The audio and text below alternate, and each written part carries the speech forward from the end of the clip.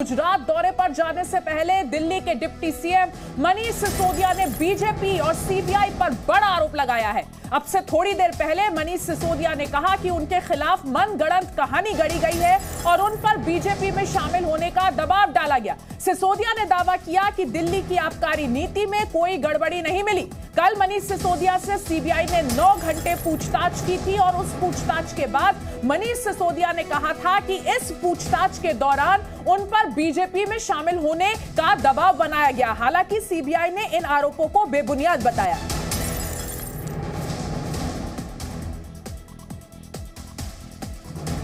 CBI का ED का जितना दुरुपयोग भारतीय जनता पार्टी कर रही है वो अब सबको पता है।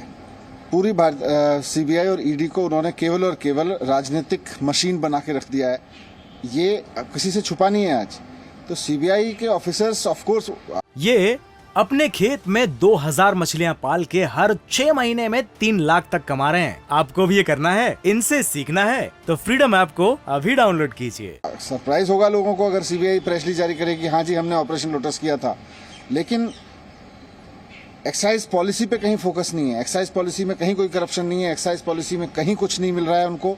ये बात कल की पूछताछ से ये और साबित हो गई मेरे सामने कि सब पूरी तरह से फर्जी मनगढ़ंत कहानियां बनाई हुई हैं।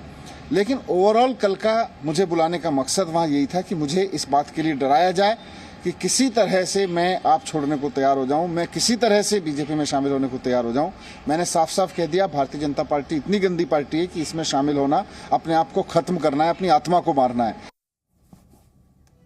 तो शराब घोटाले में दिल्ली के डिप्टी सीएम मनीष सिसोदिया से पूछताछ खत्म हो गई। सीबीआई ने कल सिसोदिया को करीब 9 घंटे तक सवाल जवाब किए थे और वहीं गुजरात दौरे पर जाने से पहले सिसोदिया ने यह कहा कि मेरे खिलाफ मनगढ़ंत कहानी गढ़ी जा रही है, जिसको लेकर सीबीआई पर गंभीर आरोप लगाए मनीष सिसोदिया ने। लेकिन सीबीआई ने तमाम आरोपों को खारिज कर दिया और उन्हें बेबुनियाद बताया। लेकिन इसी के साथ ये कहा गया कि कैसे बीजेपी के कहने पर इस वक्त परेशान किया जा रहा है मनीष सिसोदिया को, क्योंकि बीजेपी जानती है। हालांकि मनीष सिसोदिया इस बात का जिक्र पहले भी कर चुके हैं कि अगर बीजेपी के सामने कोई बड़ा चैलेंज है या देश के पास विकल्प के तौर पर है तो वो आम आदमी पार्टी।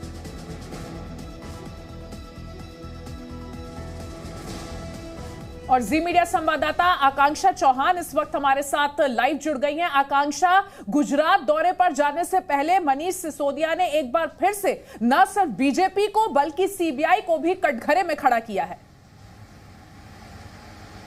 जी बिल्कुल, देखिए शराब घोटाले मामले में दिल्ली के शिक्षा मंत्री मनीष सिसोदिया से कल सीबीआई द्वारा पूछताछ की गई। दिल्ली के उप मुख्यमंत्री मनीष सिसोदिया को एक्साइज पॉलिसी मामले में सीबीआई ने समन जारी किया था। मेरी मौजूदगी इस वक्त मनीष सिसोदिया के आवास के ठीक बाहर है।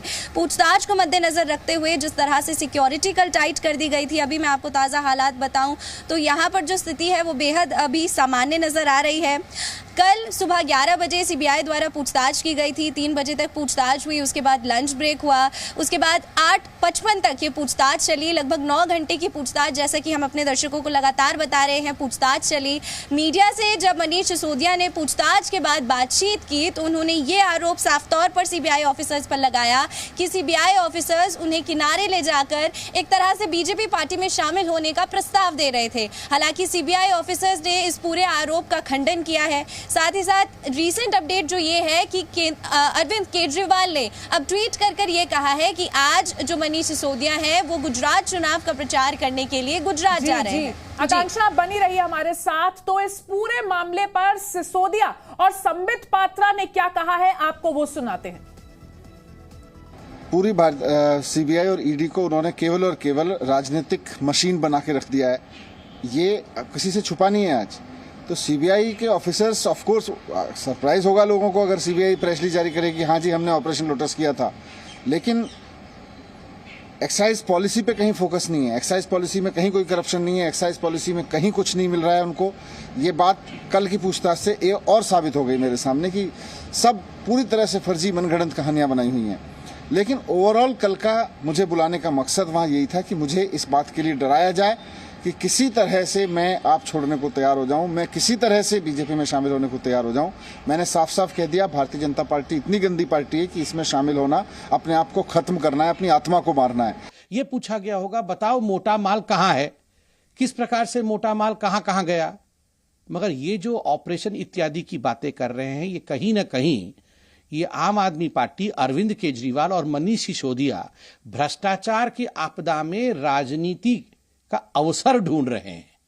ये जश्न भ्रष्टाचार है और कहीं ना कहीं they are trying to convert a vice into a victory.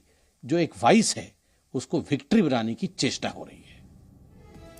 तो क्यों हम आपसे कह रहे हैं कि गुजरात की लड़ाई दिल्ली तक आई, से समझिए कि मेरे खिलाफ मनगढ़ंत कहानी बनाई जा रही है। मनीष सिसोदिया का लगातार ये आरोप, मुझ पर बीजेपी में शामिल होने का दबाव बनाया गया, आबकारी नीति में गड़बड़ी नहीं हुई है। और इसी के साथ मनीष सिसोदिया के पास एक्साइज डिपार्टमेंट था।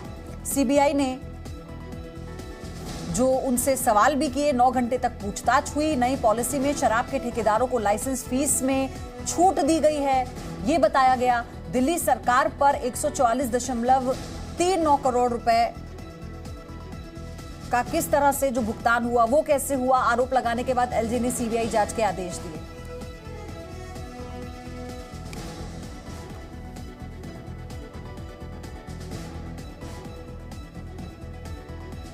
ये अपने खेत में 2000 मछलियां पाल के हर 6 महीने में 3 लाख तक कमा रहे हैं। आपको भी ये करना है, इनसे सीखना है तो फ्रीडम ऐप को अभी डाउनलोड कीजिए।